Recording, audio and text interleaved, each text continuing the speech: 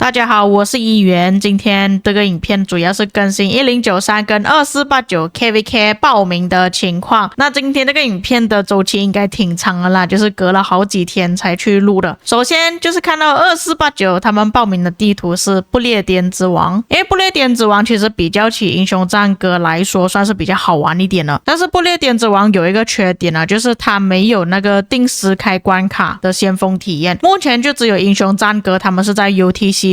的时候才开门，也就是讲，如果不列颠之王真的报名成功的话，就变成说我又要熬夜了，差不多11点才可以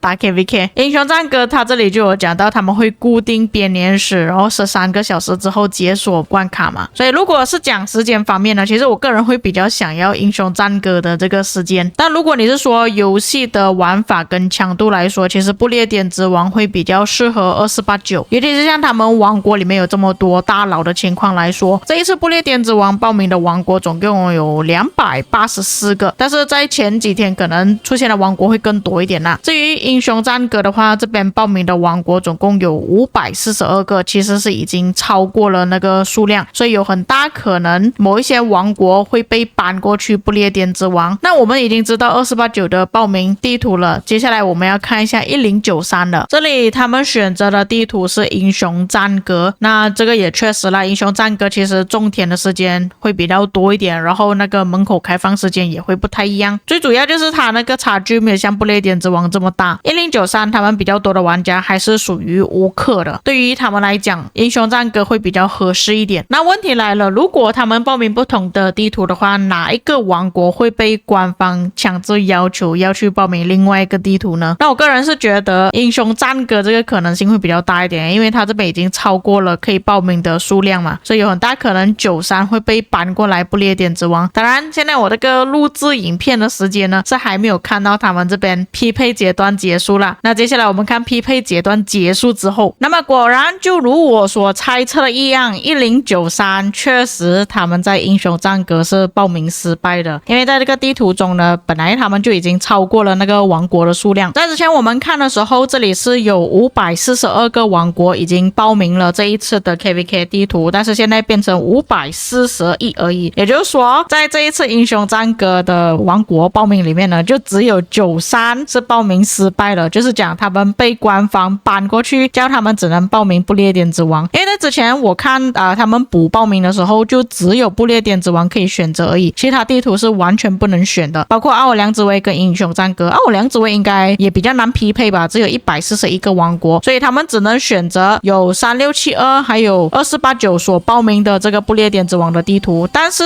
能不能匹配成功还是另外一回事啦。然后它匹配阶段还有2天19个小时。 OK， 经历了漫长的等待，终于我们看到这一次的匹配结果了。这个影片也是真的做了挺久了，我拍了整个星期分段式来拍哦。1093啊，又跟2489在同一个地图了，可是可以看到后面有一大堆不相关的王国3331又跟我们在同一个地图里面，之前3331跟那个2377是在同一个阵营里面的，那么也是跟我之前猜测的差不多啦，就是3672也是在这个地图里面呢。但是3331因为他上一次也是跟我们一起打 KVK 嘛，其实他们也是跟我们耗的差不多，就讲可能剩下的资源加速并不是很多，再加上3672他们上一场 KVK 跟1316在皇庭也是打了蛮长一段时间了，而且他们也是几乎玩家都已经干掉了，他们也算是比较新的王国吧，所以可能回血的速度没有这么快，所以跟他们合作的话也是有一点担心的地方啦。然后另外一个3213呢，虽然他们在这边算是先锋王国，也算是挺强的，但是因为我有一个观众他在3213之前他就有透露说他们王国有很大可能会种田不打，那他们这边有讲到最后的结果就是他们把王国分线，就是要打仗的在第一条路线，不想打架的在第二条路线，他们觉得说这样子可能不会遇到1093跟2489，结果我们还是遇见了在同一个地图里面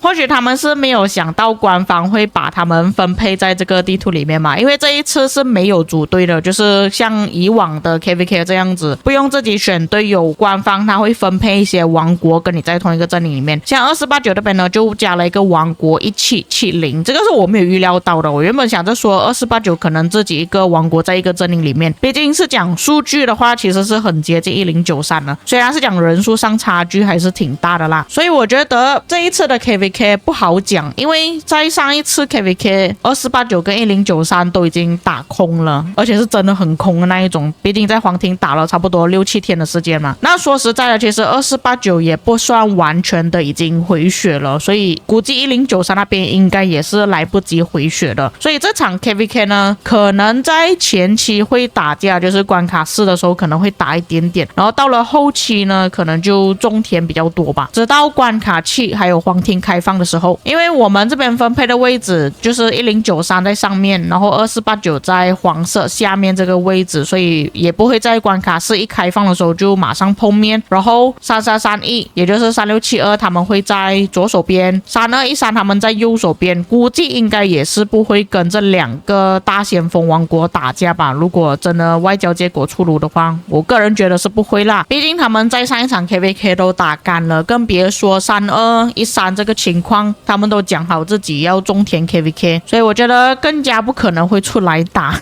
或许可能官司会出来应酬一下，打一下，拿一下击杀什么之类的但是你说要往死里打得很拼命的话，我不觉得会发生这样子的事情啊。接着我们来看一下外交的事情吧，因为这个外交呢，我感觉应该会搞很久啊官方这一次匹配出来呢，我感觉也是有一点不太平均啦，不过应该可以估计到会跟谁合作了。首先我们看两个比较大的先锋1093跟2489这里的数据，可以显然看到2489因为多了一个王国的关系，所以他们这边数据有稍微提升。可以看到战力方面呢，这边是62 billion， 然后93这边是57 billion， 击杀的话也是2489这边偏多一点，就算2489不加上1770的话，其实2489的击杀本来就已经比93还要更多了，所以也就相对说，如果2489他们要外交的话，只能选择3213了，就是他们的战力跟击杀不会这么高。相反的3672他们这边战力跟击杀会相对的高一点啦，所以他们跟93合作会比较好一点，严格来讲。但是这个我们只是从数据上面看到而已啊，实际上还是要看其他王国的意愿啊，因为有一些王国可能不要跟某一些王国合作，但是相对的3213这边影响力没有这么大，因为可以看到他们确实是想要种田 KVK 啊，他们这边的战力跟击杀是很低了，就是他们已经有筛选过那些玩家出来了，还不至于说因为他们种田 KVK 而影响到跟其他的王国或者是阵营合作。反而在他们这个阵营里面数据最好的就是2338，虽然他这边战力不算是最高了，但是他这边的击杀比较起其他王国算是比较好一点了。这里东安格里亚的代表就是3672，他不管是战力还是击杀都是远超其他阵营了，所以我个人是觉得说基本上谁拿了3672他们胜利的可能性就会比较大一点。那这边数据还有更详细的版本，你们要看的话可以自己暂停查看。那其实我个人觉得这一场 KVK 匹配下来其实没有比起上次1365那一场 KVK 还要更加平衡一点呢。这一次有一点怎么讲呢，不太平衡吧就是有一点强制说我应该要跟哪一个阵营合作的感觉。我是感觉2489跟1093可能都会想要去抢3672这个阵营。那我们先不要讲跟谁合作啦，只是光靠这几个王国等他们进入外交都应该要讨论很久因为你们可以看到之前3308那一场 KVK 他们外交也是讨论的蛮久的吧，只是等其他人回复都已经要搞半天了。 OK， 那么以上就是1093跟2489的 KVK 匹配结果，这个两个王国已经是绑定了啊，因为其他先锋王国感觉都不太想要跟他们打，都是提早报名了，就连那1316也是觉得说我不想要跟他们在同一场 KVK 里面，宁愿进去 KVK 里面种田都不要出来跟1093还有2489打。1875他们也是一样，就是宁愿就是有一个阵营种田，他们也不想要取消 KVK 报名啊。那当然我这边不是讲1875 875而已啦，就是那一场 KVK 的其他王国都决定不想要取消那一场 KVK 的匹配结果。然而当我去讨论区那边看到的时候，就有人讲1093跟2489预先结盟，哇，这个怎么可能发生的事情啊？如果这两个阵营真的预先结盟的话，很大可能这一场 KVK 都不需要打了。然后这个不知道是谁说的，他就说很简单的，其实2个王国对上8个王国就可以了。我感觉这个像开玩笑多一点诶。然后93那边回复说没问题，我们的外交就已经结束了。开玩笑而已啦，怎么可能会这样子？那以上就是本期内容啦。当然如果有一些遗漏或错误的地方，各位可以在评论区帮我补充。我们下个影片再见。